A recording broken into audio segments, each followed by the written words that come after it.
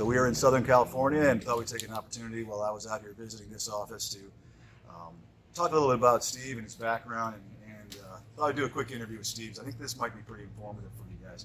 Now, without naming names of the company, I will tell you that Steve worked for one of the big guys. And by the way, I apologize about the glasses, but literally, if we don't have these on, we wouldn't be able to see anything at all. So, Steve used to work for a big company, and I've made no qualms or mistakes about the fact that that's exactly what we're going after, and there's many reasons why. But I thought we'd take a few minutes to kind of explain what life was like working for one of the big dogs, and why it is that you're now with Meridian Medical Staffing. So, tell me more about what life was like at, we'll call it XYZ.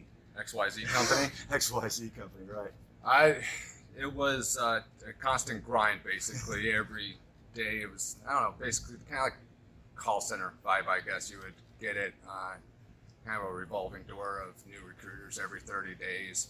About 30 people new every month.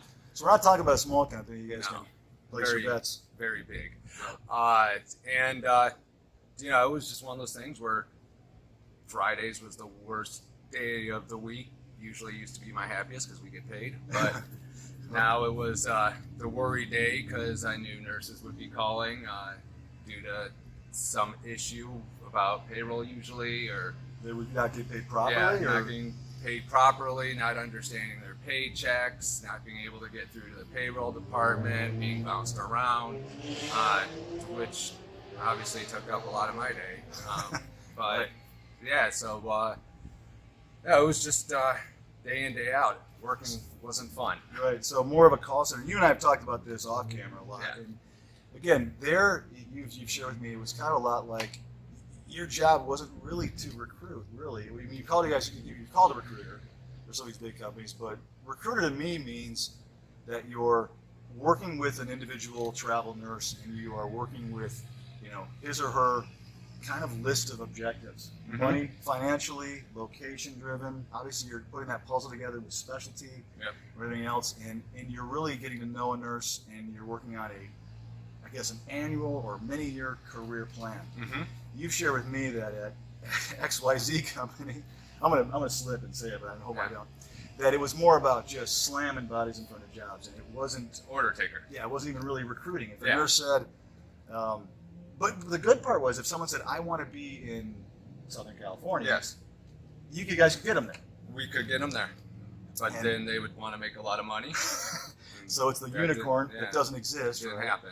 And I think that's the thing that a medium-sized company like we sometimes we struggle with. A nurse will call us and he or she will say, "Hey, I want to be in Southern California, or I want to be I don't care, Seattle or New York, one of the 5 boroughs of New York, and I want to make a lot of money." And it's a challenge because, as we know, and I'll say this, a lot of these couple of these big companies are gobbling up a lot of the jobs, and they're working off these 25 to 30% margins, so there's not a lot of money left over, but they're filling jobs every day. So for that travel nurse that's really specific, that says, "I have to be in La Jolla," which, expensive place.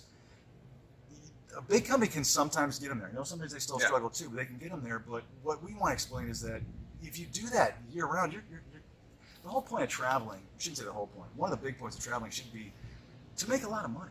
You're sacrificing so much as a traveler. You're saying, "I'm not willing to go ahead and, I'm not going to have a guaranteed job. I'm going to go ahead and throw it all on the line and see parts of the country and go here and go there. But at the end of the day, I'm giving up so much. You darn well better at least make some money." Yeah. And the problem is with these big companies, they really fulfill well on getting you to the assignment of choice, but they really fail when it comes to what a nurse is compensated for. And I always scratch my head saying, how can a nurse possibly become a traveler for, let's be frank, $26 an hour? Mm-hmm.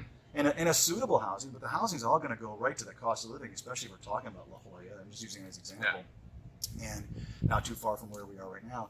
But why would you travel to make that kind of money? Because you're talking about what, maybe a $60,000 a year. Yeah, you could do that in the middle of the country. You could do that in Omaha, Nebraska. Exactly. Probably. I know you could certainly do it in Denver.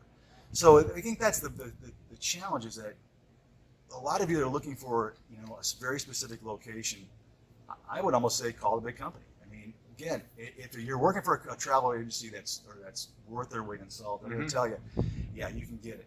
You know, what I hate is when the travel agency company strings somebody along and they say, I'll try to get it for you, and then they try to convince you to take something else. Just be upfront and say, listen, you can get this job. Maybe we don't have it right now. If we do get it, here's what it's going to pay. However, here's some real recruiting options. I can actually get you a job half an hour inland for $5, $6, $7, $8 more an hour, or someplace that might be slightly, you know, a slightly different location. I think that's probably there. So tell me what you like about working with Meridian Medical Staffing, what the difference is for you.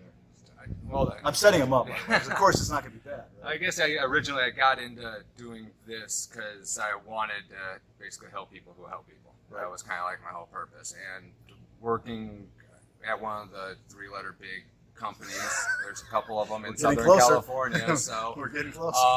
Right. Anyways, basically I was no longer doing that. I was being an order taker and you know, kind of doing what was in the best interest of the company at all times. Yeah. What I love about Meridian is that we honestly have the nurse's best interest in mind.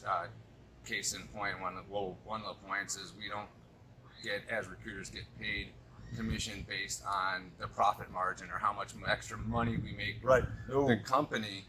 It's based upon how many travelers we have on assignment. So that's the thing, right? There are companies out there that the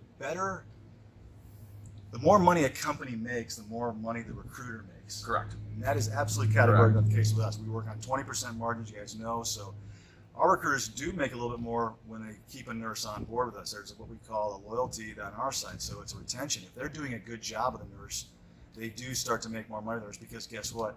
They're doing the right thing by him or her. So I'm going to compensate our recruiters for kicking butt and keeping people happy. If you don't keep people happy, they're not going to stay with their company. So there's an internal motivation to keep nurses happy, and that's where you make the money. I don't think any nurse out there would object to that. No. But I think it's a big problem for a nurse to know that the more a company, I'm just going to throw it out there, screws you over, the more money you're going to make as a recruiter. Yeah. That's insane. You guys know that? I found that out earlier today. I mean, I've known that for many years, but it's just to hear that it really happens blows me away. That there's companies out there that are motivating their recruiters to do everything they can to keep money out of a nurse's pocket. That's huge. That's a huge problem. You guys should all recognize that. Now listen, there's a lot of companies that do it right. A lot of companies don't do that. So I'm not here to sit there and tell you that we're the only best company out there. But you know, that's the kind of thing you guys are dealing with. So when we do these series of videos that you see with me doing, and we're trying to educate you, I want travelers to be smarter. I want travelers to question everything. I want travelers to work for companies that are totally transparent. I promise you, that's something that you guys weren't transparent about, were you? Deflect. Well, is that right? Deflect and distract. Yeah, so it's unfortunate, but that's what you guys are dealing with out there. So, again, if you like what you hear from our company, like us on Facebook. Go and find us on Twitter, find us on LinkedIn.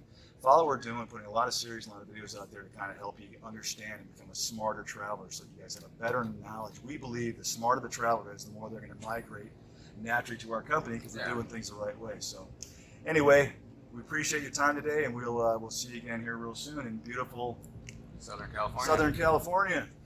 Thanks, guys.